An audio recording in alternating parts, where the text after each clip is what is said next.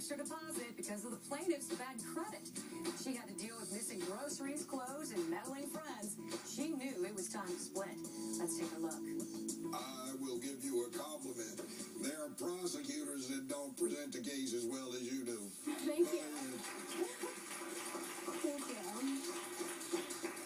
So we had a meeting with Desirai, and Desirai and I were very, very good friends up until moving in with each other, which is why I live alone now, because I don't want to ruin any more friendships. But we had a discussion about it would be best if she did not live there anymore because of the issues that we were having with the groceries, with the clothes, with other things. With him being there. Exactly, with him being there without my consent. I showed up from work one day and he was living there, and I kind of grinned and bared it, and I talked to the landlord, and she's like, Tori, this is your deal. You signed the lease, you have to deal with it. So I said, you know what, you're right. I don't want to go to court for this. I don't want to be in charge of this. Like, I put locks on my door, I put my groceries in my bedroom. That was that. We had no other issues for a few days up until this meeting that we had with my mother, where we decided, and this was on May 14th, we decided that she should move out.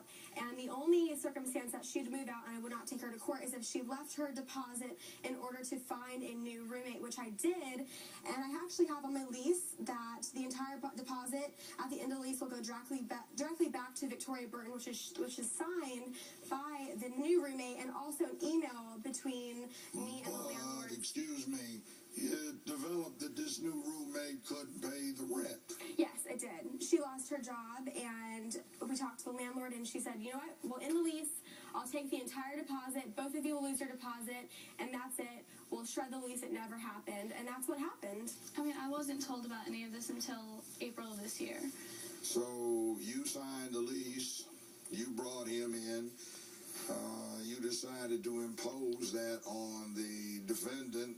You had the bad credit that required the double deposit in the first place.